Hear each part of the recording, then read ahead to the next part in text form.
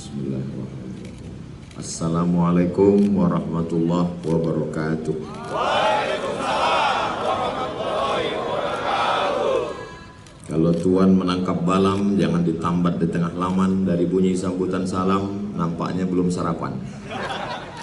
Apa kabar Bapak, Ibu, Polisi, Polwan semua? Sehat? Salam sejahtera buat kita semua. Bapak Wahyu Kapolres Labuhan Batu, Bapak Waka Simbolon, khawatir kita salah baca. Yang tidak dapat saya sebutkan jabatannya bukan karena tidak hormat, tapi karena saya tidak ingat. Tidak mengurangi rasa hormat saya. Semoga semua yang hadir ini selalu dalam keadaan sehat walafiat. Ada 5 poin yang mau saya sampaikan. Yang pertama, sepanjang hidup saya kenal sama polisi, yang kita ingat itu adalah budi baik orang. Kalau dia baik, maka tidak perlu dia menampilkan dirinya, langsung teringat dalam hati kita. Saya diundang di Polda Riau pada zaman Bapak Condro Kirono. Setelah itu, kenapa di antara Kapolda itu itulah yang Ustadz ingat? Karena saya pernah diancam tidak boleh masuk Semarang. Sampai panitianya udah mau angkat tangan. Tiba-tiba tak bisa dibatalkan. Ustadz tetap datang. Begitu saya datang landing pesawat di Semarang, langsung dijemput Pak Condro Kirono ke airport, dikawalnya sampai saya kuliah umum di Universitas, lupa namanya, Universitas Sultan Agung. Sampai balik ke hotel, selesai acara Semarang. Pisang emas buat berlayar, masak sebiji dalam peti, hutang emas dapat dibayar, hutang budi dibawa mati. Itu sampai kapanpun teringat tuh di kepala saya. Tanggal 18 Maret 2019, saya sedang ceramah di Pulau Madura. Meninggal almarhumah mak saya. Sebulan sebelum itu saya dapat kunjungan, kami sama-sama ziarah ke kampung di Kabupaten Asahan, Kecamatan Silau Laut. Kata mak saya, nanti kalau aku meninggal, kau kuburkan aku di sini. Jadi begitu dapat berita beliau meninggal, saya bilang ke adik saya, langsung cari ambulan, bawa ke kampung. Pagi, kira-kira jam 8 dari Pekanbaru. Nggak ada rumah sakit itu mau mengasih ambulan. Sakit hati saya, teringat saya. Makanya ketika saya punya yayasan, yang pertama saya usahakan ambulan. Jangan lagi ada emak mengalami seperti yang saya alami. Alhamdulillah sekarang sudah ada 2 ambulan. Mau melahirkan, orang sakit, orang meninggal, gratis. Itulah mobil yang gratis. Syaratnya 2 aja, sakit sama mati. Alhamdulillah, ambulan dapat, tak ada yang mengawal. Alhamdulillah dikawal oleh Kapolres Pekanbaru. Dari Pekanbaru sampai perbatasan Sumatera Utara Bagan Batu, berpindah-pindah Polres termasuk juga Labuhan Batu, Labura, Labusel, sampailah ke Asahan, sampailah ke kampung. Itu kalau orang meninggal, orang sakit, orang hamil kita bantu, itu sampai meninggal dunia tetap diingat di kepala. Kalau bahasa kepolisian Labuhan Batunya, itu yang disebut dengan humanis. Diambil dari kata human, bahasa Inggris. Human, humanism, kemanusiaan. Tak ditengok agamanya. Kita kalau mau nolong orang nggak kita tanya. Ada orang mau tenggelam kita tanya, apa agama kau? Aku tak Islam. Tenggelamlah kau, nggak begitu. Katanya kita tolong ini adalah kemanusiaan. Kalau kita sudah melihat dari diri kemanusiaan, tak lagi kita beda-bedakan suku bangsa. Walaupun kita memang tak bisa melepaskan itu dari kesukuan kita, kebangsaan kita, tapi yang kita tengok adalah titik persamaan. Ini dari pengalaman hidup saya sendiri, bahwa yang paling berkesan adalah ketika orang menolong kita. Ini yang pertama. Yang kedua, kalau Ustadz Somad itu jujur, berintegritas, ya nggak ada nilai plusnya, karena memang saya Ustadz. Apa yang mau saya korupsi? Kalau ditanya, Ustadz Abdul Somad catatan amalnya nggak pernah korupsi, bersih, ya memang nggak ada yang mau saya korupsi. Tapi kalau ada orang punya seragam, punya pistol, tapi bisa berintegritas, disitulah kelebihan dia. Dari sekian banyak profesi, bisa jadi dokter, bisa jadi hakim, bisa jadi pengacara, bisa jadi lawyer, bisa jadi bisnismen. Kenapalah bapak-bapak ibu yang dipilih menjadi polwan, dipilih menjadi polisi? Kalau menurut ajaran Islam, innallaha idza ahabba 'abdan ista'malahu. Kalau Allah itu sayang kepada seorang hamba, dipakainya hamba itu. Sama macam kita punya cincin, ada 10 cincin kita.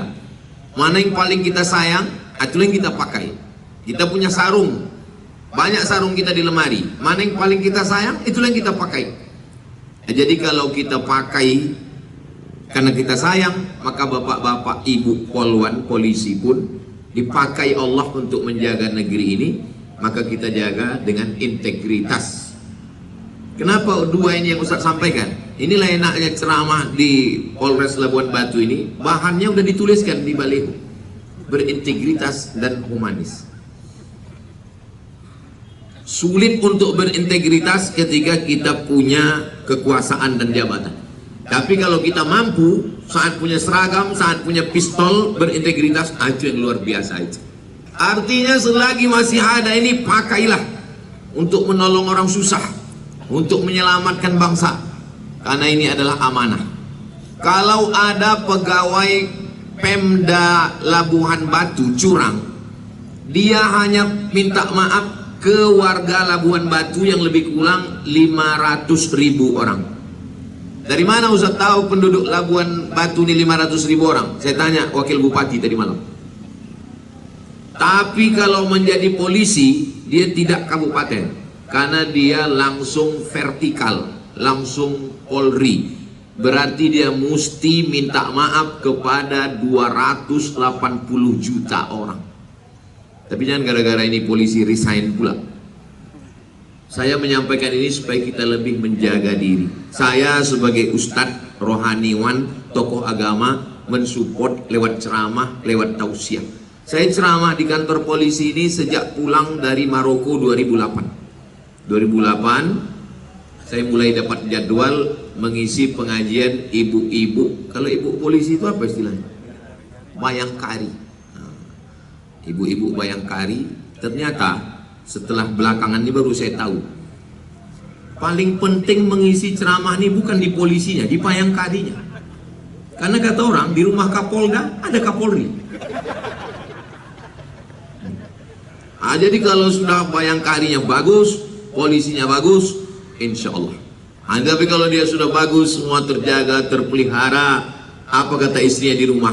Bang, biarlah kami makan sehari, biarlah kami tidur beralas koran, jangan sampai anak-anak kita ini makan yang tak baik, bang. Oh, kalau begitu. Cuman kadang yang begini ini adanya cuman di sinetron TV. Tapi insya Allah semua menjadi baik-baik, insya Allah. Ini poin yang kedua. Yang pertama, humanis, kemanusiaan. Yang kedua, integritas. Yang ketiga, saya memang kalau ceramah itu di mana-mana pakai poin 1, 2, 3. Banyak orang bertanya, kenapa Ustaz ceramah itu kalau ceramah Ustaz pakai poin 1, 2, 3? Yang pertama, saya mau ngomong saya itu nggak ngelantur kemana-mana. Yang kedua, saya mau supaya pendengar, audiens itu macam mahasiswa, bisa dia simpulkan. Yang ketiga, mudah intel untuk membuat laporan. Karena kalau nggak bingung, ya apa yang mau kelaporkan ini? Jadi untuk meringankan beban mereka juga. Yang ketiga, perbaiki hubungan dengan Tuhan. Karena negara ini tidak punya tempat bagi orang yang tidak bertuhan. Pancasila satu, ketuhanan yang Maha Esa. Pasal 29 Undang-Undang Dasar 45, kebebasan beragama. Sesuai dengan keyakinan kita masing-masing, kita bertuhan, diawasi Tuhan, dilihat Tuhan, dan akan kembali menghadap Tuhan. Kalau kita takut karena diawasi atasan, atasan akan keluar kota. diawasi karena CCTV kabelnya dimakan tikus. Tapi kalau kita takut karena Tuhan, dialah yang bersama dengan kita. Ada tokoh di Indonesia ini buat di podcast saya tonton. Kata dia, orang barat itu masih takut sama Tuhan. Mana contohnya? Tengok di duit dolar. With God, with trust. Dengan Tuhan kami jujur, katanya. With God, in God, with trust. Ternyata kalau habis makan lontong Labuan Batu ini lancar bahasa Inggris kita. Di dalam Tuhan aku jujur, katanya. Walaupun katanya sekuler, walaupun katanya ateis, walaupun katanya tak bertuhan, tapi sesungguhnya dalam lubuk hati paling dalam mereka meyakini ada yang mengawasi dia, dan nanti dia akan dihadapkan dan dia akan menghadapi segala yang dia lakukan dulu. Kalau dalam ajaran Islam, sekecil biji sawi, sebesar ujung rambut, sebesar ujung jarum, famay ya'mal mithqala dzarratin khairan yarah, itu akan dituntut, akan diminta pertanggungjawaban di hadapan Allah Subhanahu wa ta'ala. Kalau bisa itu kita tanamkan dalam diri kita, termasuk saya. Setiap kata yang keluar dari mulut saya itu akan ada transkripnya, dan saya akan bertanggungjawabkan di hadapan Tuhan. Itu makanya saya di mana-mana menyampaikan itu jelas, clear, tidak bertele-tele, dan saya tidak mau ngomongnya ngalor ngidul tak jelas kemana-mana. Dan ceramah saya pun tidak pernah lebih dari 60 menit, kecuali di Polres Labuan Batu ini cukup setengah aja, 30 menit. Kenapa? Efisiensi. Bapak Ibu yang dimuliakan Allah Subhanahu wa ta'ala. Jadi kalau dalam ajaran Islam ada sholat subuh, ada zuhur, ada asar, ada maghrib, ada isya, ada zikir, baca Quran. Sesungguhnya itu adalah di antara zuhur ke subuh. Subuh jam 5, zuhur 12.30. Yang kosong ini berzikir. Sangat bisa dilakukan. Makanya saya tengok bapak polisi pakai helm, saya tengok mulutnya komat kanit. Berzikir juga polisi juga. Saya tengok-tengok dekat, rupanya ada helm. Di samping helm itu ada handphone rupanya. Sangat bisa. Bayangkan, ada foto yang viral dikirim orang ke saya. Dia sedang ngatur lalu lintas, tiba-tiba masuk waktu sholat, dibentangnya sajadahnya segitu. Enggak segitunya juga kali. Jadi kalau sedang bertugas, tugas saja. Nanti masanya masuk ke masjid, ke tempat ibadah kita masing-masing. Dekat dengan para alim ulama, tokoh masyarakat. Nah, ini poin yang ketiga. Poin yang keempat. Yang keempat adalah perbaiki hubungan. Hubungan kita ini yang paling dekat dengan kita, istri, anak. Ini ring satu.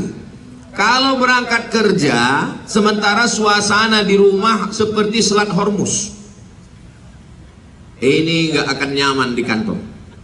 Kalau orang yang emosi mengamuk itu cuma punya pentungan, itu paling yang kanan kirinya biru-biru aja. Tapi kalau dia punya pistol, itulah entah mengarah kemana pelurunya. Maka di rumah mesti aman dulu, mesti tenangkan dulu di rumah. Ini saya bisa keluar 4 hari ini. Saya kalau keluar rumah itu hari Jumat, hari ini Sabtu, besok Ahad, Senin pulang. 4 hari saya keluar. Satu provinsi saya datang cuma sekali. Sumatera Utara ini cuma sekali ini datang. Nanti habis itu habis ini saya akan pergi ke Malaysia. Habis itu nanti ke Pulau Jawa dan kemana-mana. Semuanya 4 hari. Di rumah saya 3 hari. Hari Selasa, hari Rabu, hari Kamis. Jadi saya Ustadz. Tapi kalau saya di rumah, jangan Bapak Ibu bayangkan saya ini ceramah juga di rumah, enggak. Kalau di rumah ya saya sebagai seorang suami. Bukan berarti karena saya ustadz lalu saya di rumah saya panggil anak, saya istri, lalu saya bacakan ayat ya ayyuhalladzina amanu. Tidak begitu. Bapak mungkin di sini polisi, tapi di rumah Bapak adalah seorang kepala rumah tangga. Bapak adalah seorang ayah. Tempat anak mengadukan nilaiku begini ya. Tempat istri mengadukan segala keluh kesahnya. Jadi Bapak sebagai seorang suami, sebetulnya istri yang bercerita curhat kepada suaminya itu dia tidak minta banyak. Dia pun tahu suaminya itu nggak punya solusi sebetulnya. Dia cuma mau cerita, karena perempuan ini dalam satu hari mesti mengeluarkan sekian ribu kata baru dia fresh. Jadi kita sebagai suami dengarkan aja, jadilah pendengar yang baik. Nggak perlu kita jawab, nggak perlu kita kasih solusi, perlu 3 aja cakap. Iya, betul. Apalagi? Itu tutorialnya. Cuman jangan terlalu dekat, biar jangan nggak ketahuan. Agak-agak berapa menit gitu. Iya, betul. Apalagi? Apalagi kalau orang Sumatera Utara, mudah. Apa kata dia? Apa kata kau? Apa kata dia? Apa kata kau? Lain padang, lain belalang, lain lubuk, lain ikannya. Nah, ini tentang hubungan kita. Hubungan di rumah dulu, istri, anak. Setelah itu barulah hubungan di kantor dengan kawan-kawan baik. Kalaulah di kantor hubungan kita tak baik, sempit kantor ini. Kalau di masyarakat tetangga hubungan kita tak baik, sempit komplek itu. Lapangkan hati kita. Nah, ini semua hubungan baik ini kita jaga, maka insya Allah hati kita lapang. Lalu kemudian kita pun bisa bekerja dengan fresh, berangkat dari rumah dengan niat menjaga hati, menjaga keluarga, menjaga negeri, dan segala yang kita lakukan bernilai ibadah. Maka itulah yang akan menolong kita. Karena kalau tidak, dunia ini kalau kita perturutkan, dunia sebesar ini mau kita masukkan ke kepala kita, meledak, pecah pembuluh darah. Jadi kita berusaha sesuai kemampuan. Setelah itu kita serahkan pada Allah. Saya berusaha, la yukallifullahu nafsan illa wus'aha. Kadang hidup ini tidak seperti yang dicakapkan orang. Hidup ini sebetulnya tidak susah. Yang susah itu memikirkan cakap orang. Saya sebelum berangkat ke Labuan Batu ini sudah dapat informasi. Ustadz mau ceramah di mana? Saya bilang ke Labuan Bilik. Habis itu nanti lanjut ke Sungai Berombak. Oh, itu jalannya Pak Ustadz. Banyak yang geger otak di situ Pak Ustadz. Kita pun mendengarnya takut. Tapi pas saya lewati, tiba-tiba kami sudah sampai di Labuan Bilik. Mana yang mereka ceritakan itu? Pas ditanya, gimana jalannya Pak Ustadz? Nggak sadar aku, kan aku tertidur. Jadi nggak seperti yang diceritakan orang juga hidup ini. Saya dulu waktu mau beli mobil Opel Blazer tahun 2008, 2009, 2010 lah. Itu kalau kau beli nanti minyaknya itu macam gajah nyedot kata dia. Nanti barang-barang onderdilnya kau mesti inden 1 bulan. Itu sistem perminyakannya kacau. Entah apa-apa cakap dia. 2 tahun saya pakai aman-aman aja. Rupanya yang bercakap ini sakit hati karena saya beli mobil. Itu. Jadi kadang nggak perlu juga kita pikirkan cakap orang ini. Cakap orang inilah yang merusak kita. Jadi kalau ada orang bercakap, ya kita dengar aja. Anggap aja dia radio rusak. Tapi jangan pula cakap ini jadi radio rusak. Nah ini. Tapi kadang kita nggak juga bisa, karena kita di Indonesia ini nggak sama macam orang di Inggris sana. Inggris nama negaranya, bahasanya Inggris, bangsanya Inggris. Jerman nama negaranya, bahasa Jerman, orangnya Jerman. Perancis nama negaranya, bahasa Perancis, orang Perancis. Arab nama negaranya, bangsa Arab. Satu Arab itu memang Arab. Tapi kita di Sumatera ini aja, Aceh, turun ke bawah, Sumatera Utara. Sumatera Utara yang pesisir Melayu, yang di gunung Batak, Toba, Angkola, belum lagi Mandailing, Natal, belum lagi masuk Mejuah-juah kita Kerina. Jadi bercampur aduk. Datang saudara kita lagi dari Makassar, Bugis, datang dari Papua, datang dari Pulau Jawa. Jadi perbedaan ini kalau kita tidak paham, hubungan kita menjadi rusak. Nah, jadi kalau kita tengok orang, kalau kita udah paham, beda memang antara orang dari Pulau Jawa sama Pulau Sumatera. Kalau Sumatera ini bercakap itu kencang. Kenapa? Karena anginnya kencang di gunung. Kalau di Pulau Jawa tuh nyaris tak terdengar. Makanya kalau ditanya orang, di mana kau tugas pertama?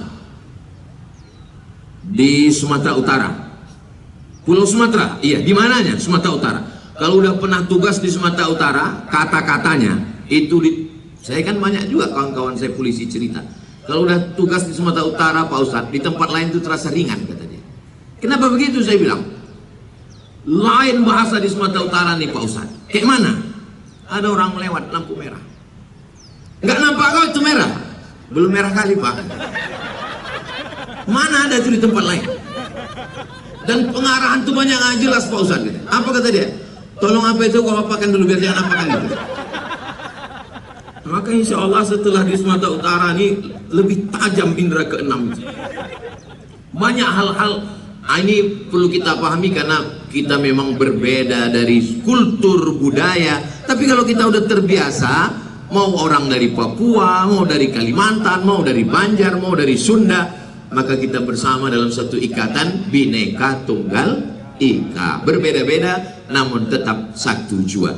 Pertama, humanis. Kedua, berintegritas. Yang ketiga, jaga hubungan kita di rumah dengan hubungan kawan-kawan, dengan hubungan sekantor. Yang keempat adalah bahwa semua yang kita lakukan ini bernilai ibadah. Ini yang jadi masalah ini. Di masjid dia menganggap di masjid ini ibadah. Di kantor dia anggap bukan ibadah. Di masjid dia anggap dia sedang dekat dengan Tuhan. Di kantor dia anggap dia bukan dengan Tuhan. Akhirnya ketika di masjid dia jujur kali. Gatal pun kepalanya nggak digaruhnya, takut dia batal sholatnya. Tapi di kantor, gak usah lagi kita sebutkan. Padahal kita semuanya adalah ibadah. Di kantor Polres Labuan Batu ini pun masuk dari jam 8 pagi, pulang jam 4 sore, belum lagi yang tugas malam, itu semuanya adalah ibadah. Cuman ibadah ini dibagi dua. Ada ibadah yang sifatnya mahdoh, itulah dia di masjid, sholat, baca Quran, haji, umroh. Ada aktivitas sehari-hari yang sebetulnya dicatat sebagai ibadah. Tolong jangan dicampur adukkan dalam cara yang salah. Jangan nanti pas dengar suara azan, hayya 'alas shalah, kok nggak sembahyang? Di kantor ini pun ibadah. Makanya kalau dengar ceramah Ustaz Somad itu jangan dipotong-potong. Tonton yang aslinya di channel Ustaz Abdul Somad Official, subscribe, like, share, and comment. Payahlah kami mau nonton ceramah Ustadz itu, nggak ingat-ingat Ustadz saking banyaknya ceramah ini di mana-mana. Ini di mana Ustadz? Aduh, nggak ingat aku di mana. Ini di mana Ustadz? Nggak ingat aku di mana. Tapi yang pagi ini kalau ditunjukkan, ini di mana Ustadz? Labuan Batu. Kenapa? Ada Pak Wahyu dan Pak Simbolon di belakang. Jadi kebersamaan, pada akhirnya hidup ini hanya sepotong kenangan. Tinggalkanlah kenangan yang baik. Pada akhirnya hidup ini hanya sepotong kenangan. Maka tinggalkanlah kenangan yang baik. Boleh untuk update status besok pagi. Jangan serentak, ketahuan kali ngopinya. Semua yang dilakukan Bapak Polisi adalah ibadah. Kalau terbiasa menolong orang, memudahkan urusan orang, terbiasa melaksanakan tugas, ini bukan senang tugas itu. Kalau saya ceramah cuma mengatakan narkotika, tangkap, hukum, saya cuma di atas mimbar, saya cuma di mikrofon. Tapi mengeksekusi, menangkap, polisi juga punya anak, punya istri, punya keluarga. Kenapa Ustaz tiba-tiba ingat narkotika? Ada tulisannya, Satuan Reserse Narkoba. Bukan mudah menjadi polisi ini. Polisi juga manusia, polisi juga punya keluarga, dia punya ketegasan. Tapi dia mengakui sebagai ibadah. Polisi manusia, punya jantung, punya harta, punya diri, punya nyawa. Bisa aja dia diancam, bisa aja posisi dia. Maka kita mesti dikuatkan. Ada Ketua Majelis Ulama Indonesia bersama kita, Labuan Batu. Ada Ketua DMI, Dewan Masjid Indonesia. Ada Buya Alim Ulama. Ini dengan kebersamaan kita. Dan kita karena memang masyarakatnya tidak hanya Muslim, ada saudara-saudara kita dari Nasrani, ada HKBP, ada Pentekosta, ada Nomensen, ada Santa Maria. Ini semua bersama. Kenapa? Karena kalau kita tidak bersama dalam memahami ini dengan kebersamaan dan tantangan-tantangan ini, oh luar biasa. Kalau Tuhan pergi ke Padang jangan lupa bawa kipas. Nampaknya tak bisa panjang-panjang karena hari udah mulai panas.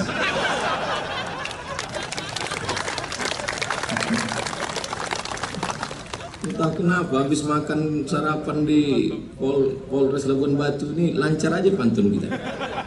Saya tutup yang terakhir. Yang terakhir adalah kita pada akhirnya akan mati. Saya dengan Bapak nggak bisa kita atur, terserah aja. Mau Bapak duluan saya belakangan bisa. Saya belakangan, kalian duluan pun nggak apa-apa. Saya bilang sama kawan saya, aku kalau mati jangan kalian datang ke Riau, aku bilang. Cewek ada. Aku kalau mati jangan kalian datang. Kenapa gitu, Mat? Kok cerita mati aja nggak enak? Janganlah gitu. Karena tanganku nggak bisa menghapus air matamu. meleleh air mata aku mat sedih. Karena kalau aku tengok-tengok antara aku sama klien, nampaknya aku lebih dulu. Aku bilang, jangan lagi itu mat, kata dia. Maksudnya aku lebih dulu ngiring jenazah klien. Mati ini nggak tahu kita kapan. Berapa banyak polisi dikhawatirkan istrinya, hati-hati ya bang, abang ngurus orang banyak, abang ngurus narkoba, aku takut abang ditembak orang, banyak orang dengki sama bang, banyak orang sakit hati sama bang, aku takut abang ditikam orang. Sampai sekarang nggak mati-mati. Berapa banyak orang yang dinyatakan sehat, dokter yang kerjanya ngurus orang sakit, dia yang paling sehat, makanannya pun diatur, karbohidratnya diatur, gulanya diatur, mati duluan. Jadi masalah mati ini adalah ketetapan Tuhan. Kenapa kawan kita yang sehat lebih dulu mati? Kenapa kita sampai hari ini masih hidup? Liyabluwakum ayyukum ahsanu amala. Karena Allah mau menyuruh kita beramal. Kawan saya meninggal, berarti menurut Tuhan amal bekalnya udah cukup. Aku masih hidup lagi, berarti aku masih kurang.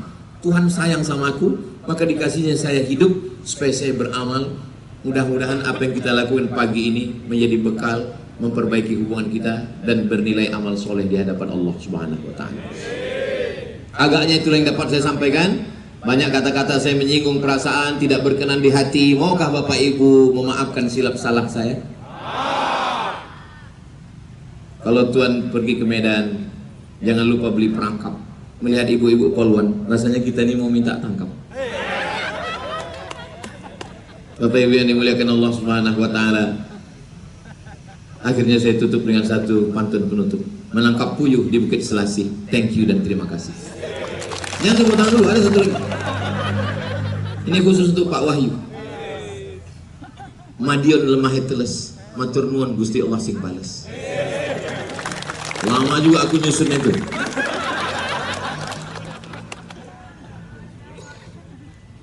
Kapak bukan sembarang kapak. Kapak diletak di kain katun. Batak bukan sembarang batak. Batak pun pandai berpantun. Bapak Ibu yang dimuliakan Allah, ini kalau diteruskan sampai zuhur ini. Agaknya itu yang dapat saya sampaikan. Terima kasih segala perhatian. Mohon maaf segala kesilapan dan kekhilapan. Kita tidak pernah berpisah karena kita selalu bersama dalam doa. Saya doakan semoga keluarga besar Polres Labuhan Batu selalu dalam lindungan Tuhan, selalu beraktivitas dengan semangat menjaga negara kesatuan Republik Indonesia. Terima kasih, mohon maaf. Wassalamualaikum warahmatullahi wabarakatuh.